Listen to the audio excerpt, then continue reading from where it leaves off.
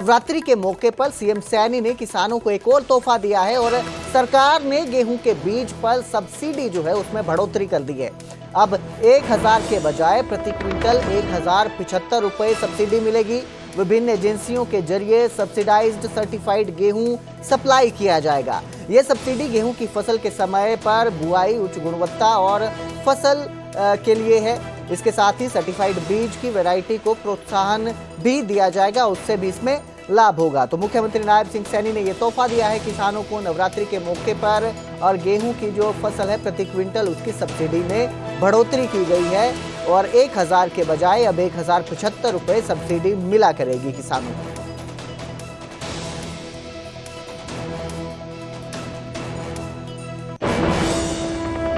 अब बात करेंगे यमुनानगर की। हरियाणा की अनाज मंडियों में धान की खरीद शुरू हो गई है और इसी के तहत यमुनानगर के रादौर मंडी में नेपाल राणा ने गेट पास काटा है। भाजपा के नेता हैं। ई खरीद जो मोबाइल ऐप्स है उससे किसानों को सुविधा मिलेगी गेट पास काटने की। वो अपना गेट पास खुद काट सकेंगे। किसानों को लंबी कतार और जाम से भी राहत मिलेगी। मंडियों में आड़ती, किसान और राइस मिलर्स का तालमेल अच्छा है, ऐसा बताया जा रहा है। ट्रांसपोर्टरों और मिलर्स को मंडी से उठान की अनुमति भी मिल चुकी है।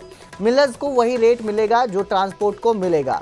तो आज से हरियाणा में धान की जो फसल है उसकी सरकारी खरीद शुरू हो गई है। इसको लेकर जो नेता हैं, भाजपा के नेता हैं, नेपाल जो हैं वो पहुंचे थे, वहां पर मंडी में पहुंचे थे, रादौर मंडी में, जहां पर उन्होंने खुद अपना गेट पास काटा और किसानों को बताया कि वो जो है एक ऐप के जरिए खुद अपना गेट पास अब काट सकेंगे।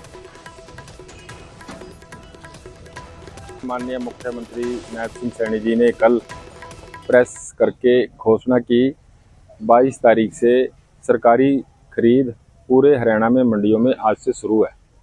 और आज यहाँ रादौर में मंडी में सभी जो अपने अधिकारी है उन्होंने बुलाया और पहला हरियाणा का गेट पास पहला रादौर मंडी से यहाँ से ऑनलाइन कटा।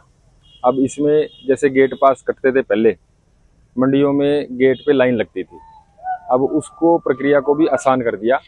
जो भी किसान जब अपने गांव से ट्रॉली लेके चलेगा वो अपने मोबाइल पे जा करके और उसमें ऑनलाइन अप्लाई करेगा, अपना ट्रैक्टर ट्रॉली का नंबर भरेगा, अपनी डिटेल भरेगा, कुछ नॉर्मल सी डिटेल है, और उसमें वो जैसे ही मतलब उसको अप्लाई करेगा तो उसमें QR कोड आएगा। QR कोड को स्कैन करके उसका गेट पास कट जाएगा।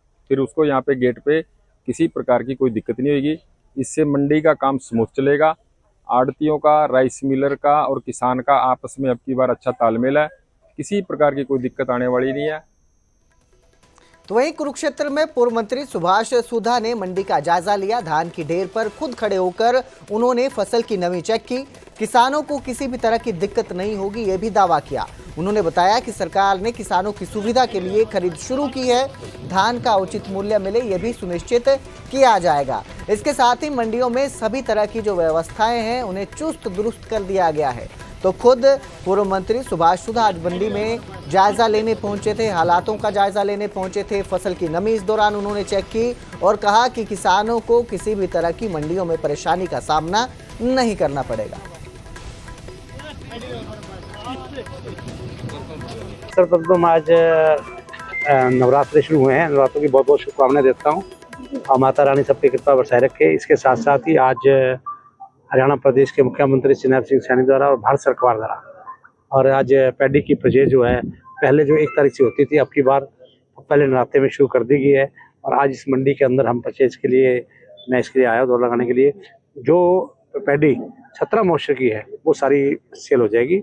17 मॉइस्चर से ऊपर किसानों ने जो लाए हैं उसको सुखा रहे हैं और वो भी बहुत जल्दी से उनकी भी हम क्या गवर्नमेंट परचेज कर लेगी।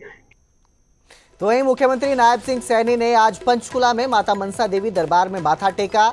धर्मपत्नी सुमन सैनी के साथ उन्होंने मां का आशीर्वाद लिया। साथ ही प्रदेश की सुख समृद्धि और स्वास्थ्य की भी कामना की। नवरात्रि के अवसर पर सभी प्रदेशवासियों को मुख्यमंत्री नायब सिंह सैनी ने शुभकामनाएं दी और प्रधानमंत्री और वित्त मंत्री का भी धन्यवाद किया। उन्होंने कहा कि प्रधानमंत्री ने GST में बड़े सुधार की घोषणा की है और केवल 1 महीने में GST सुधार लागू किया गया। कृषि पर भी GST सुधार से हरियाणा को फायदा मिलेगा। तो मुख्यमंत्री नायब सिंह सैनी आज पंचकुला पहुंचे थे, मां का आशीर्वाद लिया और साथ ही सभी प्रदेशवासियों को भी नवरात्रि की शुभकामनाएं दी।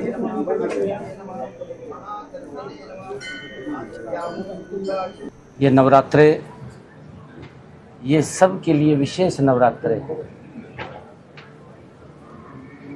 देश के यशस्वी प्रधानमंत्री आदरणीय नरेंद्र मोदी जी का और हमारी वित्त मंत्री आदरणीय निर्मला सीतारमण जी का मैं विशेष तौर से धन्यवाद करता हूं और आदरणीय प्रधानमंत्री जी को मैं धन्यवाद के साथ बधाई भी देता हूं कि उन्होंने 15 अगस्त को जो लाल किला के ऊपर से जीएसटी के करों में एक बड़े सुधार की बात कही थी कि इसका लाभ आम जन को मिलेगा।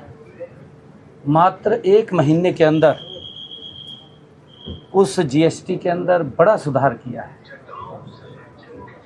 और आज से उसको लागू किया है। आज नवरात्रों का प्रथम दिन है, आज से नवरात्रे शुरू हो रहे हैं। हर घर में खुशियां आए, आदरणीय प्रधानमंत्री जी की सोच है। तो वहीं पंचकुला में महाराजा अग्रसेन जयंती पर कार्यक्रम का आयोजन किया गया था, जिसमें सीएम नायब सिंह सैनी भी शामिल हुए। उनके साथ पूर्व मंत्री असीम गोयल और अन्य नेता भी कार्यक्रम में मौजूद रहे। जयंती के मौके पर रक्तदान शिविर भी लगाया गया था। तो आज पंचकुला पहुंचे थे मुख्यमंत्री नायब सिंह सैनी, जहां उन्होंने पहले मां के दरबार में माथा टेका, उसके बाद महाराजा अग्रसेन जयंती के कार्यक्रम में शामिल हुए। समारोह में उनके साथ असीम गोयल और अन्य मंत्री भी जो है साथ में मौजूद रहे। विपुल गोयल साहब को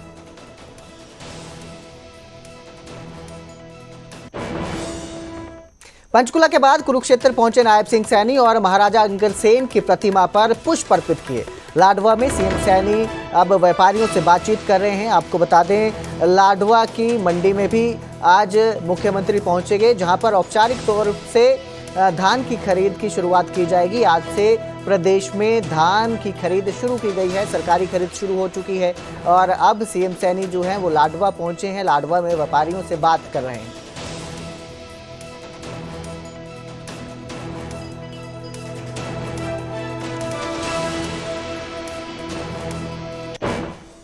हरियाणा में कल प्रदेश भर में शहीदी दिवस मनाया जाएगा। हरियाणा वीर एवं शहीद दिवस मनाने के निर्देश दिए गए हैं। सरकार ने सभी उपायुक्तों को जारी किए हैं निर्देश और हर जिले में शहीदों को श्रद्धांजलि अर्पित करने के भी निर्देश जारी किए गए हैं। इसके साथ ही शहीदों के परिजनों को सम्मानित किया जाएगा। राज्य भर में वीरता और बलिदान की याद ताजा होगी।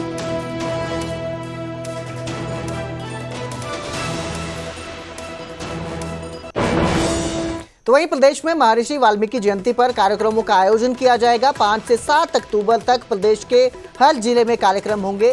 सभी उपायुक्तों को कार्यक्रम आयोजित करने के निर्देश जारी किए गए हैं। मुख्य सचिव ने जिलों को पत्र भेजकर तैयारियां सुनिश्चित करने के लिए कहा है। तो 5 से 7 अक्टूबर तक प्रदेश में महर्षि वाल्मीकि जयंती के अवसर पर जो है कार्यक्रम आयोजित किए जाएंगे, जिसके निर्देश दिए गए हैं। सभी उपायुक्तों को कार्यक्रम आयोजित करने के निर्देश जारी कर दिए गए हैं।